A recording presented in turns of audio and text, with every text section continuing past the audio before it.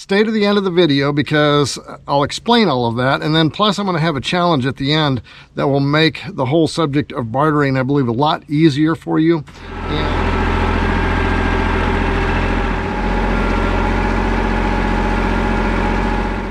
Hey everyone, it's Martin, and I'm out here. I've been thinking for the last couple of days.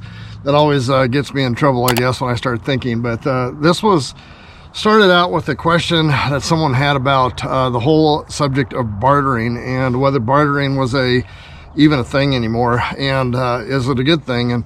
And you know, I've been thinking about it for a couple of days because there's two issues with bartering that create problems.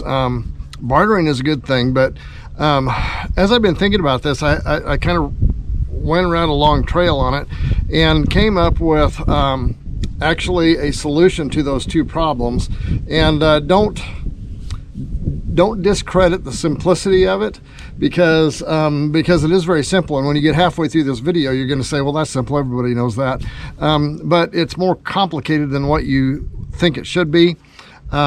In its simplicity. Does that even make sense? Stay to the end of the video because I'll explain all of that, and then plus I'm going to have a challenge at the end that will make the whole subject of bartering, I believe, a lot easier for you and resolve those issues that have been a problem with bartering from the beginning of time, really. If you would, go to the bottom of the video here, hit the subscribe button and the notification bell, and stick with me to the end because this is really important, because this works for us, and I believe it would work for you too.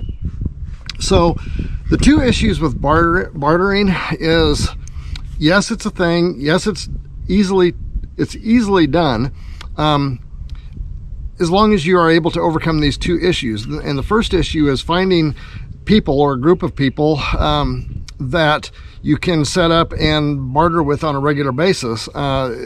Finding those people is actually is one of the big challenges, because while everybody kind of is in favor of it, just finding the right people that have the right stuff that you need and they need the stuff that you have can be a challenge. And you know, a lot of times one of the solutions is, you know, start creating a co-op or at least a network of some kind of people that are willing to barter with each other. And if you can do that, that's great. But it's just a matter of finding that group of people that's close enough together physically that makes the process easy to do. The other issue is that trying to figure out how to get equal value for things. And an example of that would be, okay, on my property here, we're new here. We're only about a year into this on this property. We've been building cabins and solar plants and all that kind of stuff. So we haven't really had a time to start creating the kind of produce or goods that we can barter with. I basically got firewood and rocks, and we could, cut firewood, but I really don't want to get rid of it. I'm kind of using it for ourselves. And then landscape rocks is something that around our area is a fairly lucrative business. But how many people really need rocks? You have to kind of go outside of the homestead group. Us homesteaders have more rocks than we know what to do with. So that's the issue. And so an example of that would be is if I had a load of firewood, like a pickup load of firewood, and I needed a couple of dozen eggs. The place where we get eggs, they're around $2.50 to $2.75 per dozen. And yes, that is modern. This is 2023, and we get them at a Mennonite store that's not too far from here, and that's what they charge for them. So if I need a couple of dozen eggs, that's $6. But if I've got a pickup load of firewood that I want to trade, assuming that they were interested in firewood, the pickup load of firewood is going to be a lot more than that. So how do you kind of match up value for value on that? And that's the second problem with bartering, is just trying to figure out how to do that. And I could, if I wanted $6 worth of eggs, I'd have to figure out how to bundle up $6 worth of firewood for the equity exchange of it to be of value. Now I could, I suppose, to overcome that, I could trade a pickup load of firewood for a couple dozen eggs and say, just give me credit and I'll come down for the next 6 months or year and pick up a couple dozen eggs every couple of weeks, and then, eventually it would all even out. And that kind of implies a concept of barter credit. And so I was thinking, okay, well, what would be the best way to set up a barter credit kind of a system so that you could exchange, goods that were not of equal value and still, and have credit stacked up that you could exchange with other people. And, it dawned on me that that's already been fixed, okay? From the beginning of time, when those same issues became a problem, the ancient people devised a form of currency to make up the difference. And so you wouldn't have to carry lots of goods from point A to point B. All you'd have to do is carry some money with you, and that would be your form of exchange, or your credit on bartering, is that you just make up all of the difference in currency. And so I know a lot of you are going to say, yeah, but currency is no good. Well, it still is for now, and it may not be forever.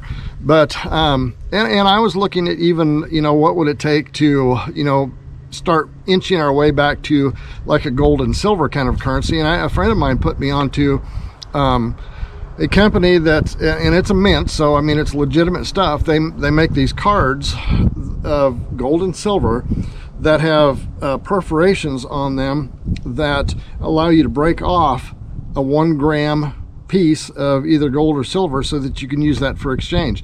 The trouble with that is that people aren't largely exchanging gold and silver right now. I suppose a few people are, but actually, the dollar and coins and all of that makes up that difference. Okay, so now that's the simple part of this. That's the part that says, well, that's simple. But when people want to go bartering, okay, a lot of times what they're doing is they're looking to that because they don't have currency, they don't have enough to be able to just simply buy the goods that they're after. So they're looking at bartering as an option to get around that. And so if you think of a barter credit as being currency rather than just money, okay, then it kind of changes the outlook a little bit. And stick with me, because I'm going to get to my challenge on this that I believe is going to help you out. So if you are one of those that's looking to do some bartering, but because you just don't have enough income or enough money in the bank or enough money in the pocket to be able to just simply buy those things. And again, think of your currency as a barter tool, okay?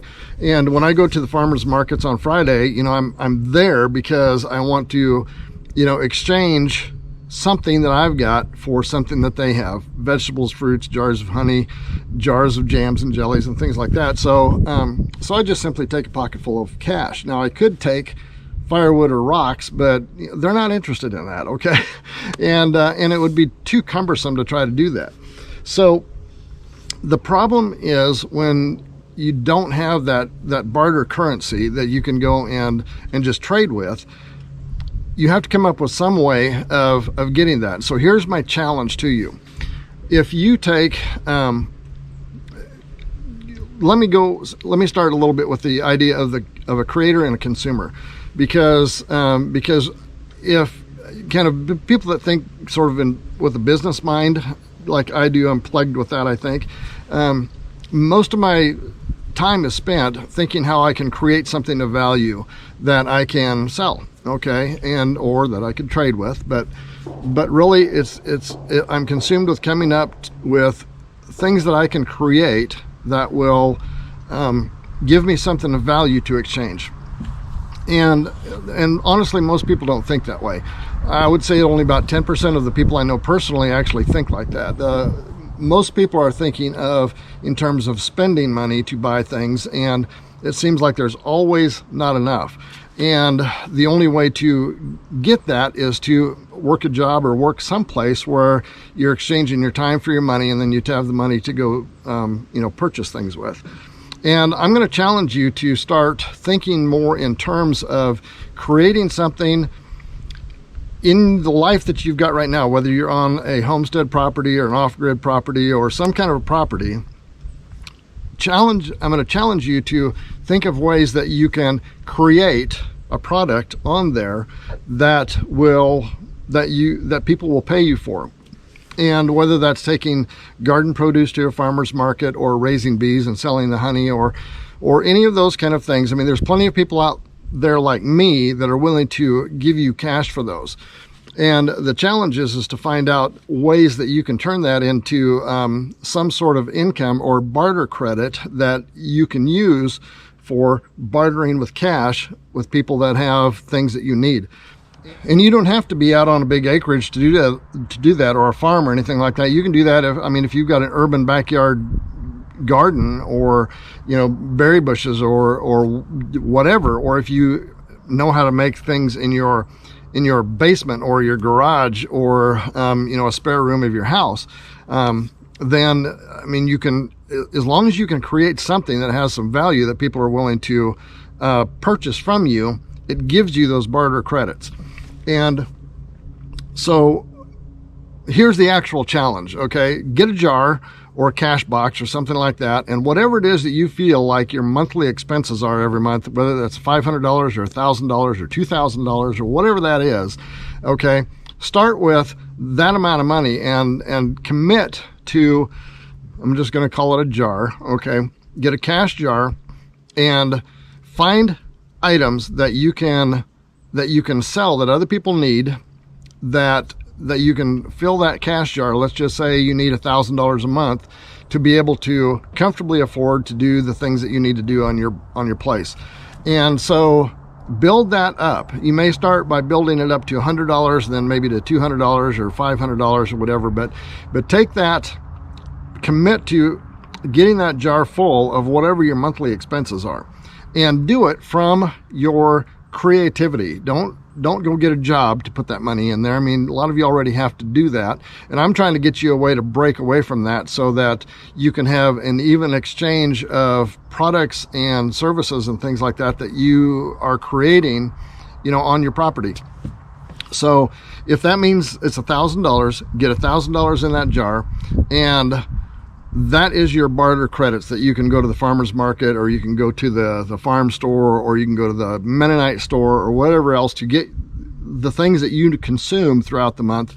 But always commit that you have to provide things, whether that's through a farmer's market or through the internet or whatever else, that you can offer to other people, creative goods that you can offer to other people that replenishes that cash jar for you. And as you begin to do that, okay, you're going to continually replenish the cash that you need to purchase things with the cash that you are creating by creating products or services or produce on your property or in your backyard or your garage or whatever like that. So we do that. All right.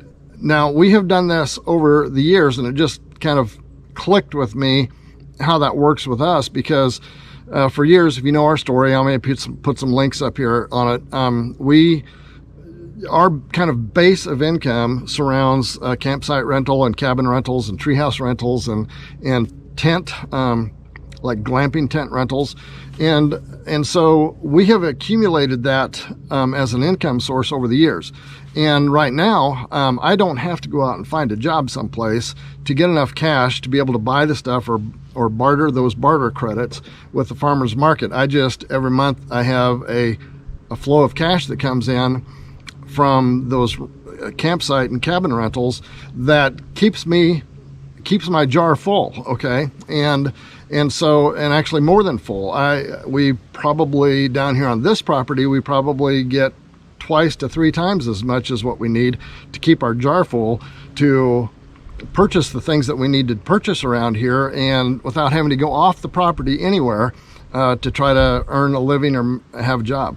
So this has been kind of a long way around getting down to the point where just work with some money. But you have to break free of the feeling that that all you are is a consumer, and you just have to, that it's always a one-way flow of money going from you to somebody else. You need to figure out what it takes to get some creative ideas to have that money flow from people to come back to you. And if you can do that through barter, that's great. But if you can't, or you're having a hard time finding people or figuring out how to make an equal exchange to it, just make up the difference with cash. And but put some demand on both your creativity and your property, and whether you have chickens or eggs or garden produce or berries or orchards or honey or goat milk soap, or any kind of other dairy things. I mean, the sky is or firewood or rocks. I mean, there are places not too far from us that have huge rock fields where they just bring rocks in and people buy them because they are landscaping with rocks. I'm obsessed with the rock thing, aren't I? Anyway, so just take that, think about it, figure out ways that you can become creative at creating some produce, something that people need or want, and start using that as your barter credits. Fill your jar with some barter credit cash and use that as just think of it as barter credits. That's really all you have to do. It's easy, it's simple, it still has value. It may not forever, but right now it still does. So anyway, I hope that helps and isn't too simple or too confusing or a waste of time. It works for us, and I think that it would work for you if you just take some time to figure out what is it that you can offer people. And I wish you the best on that. If you appreciate the thought or the idea, hit the notification bell, the subscribe button down below, and we'll see you next time. If you've enjoyed this video, give it a like and a share, and don't forget to hit the subscribe button down below and the notification bell. See you next time.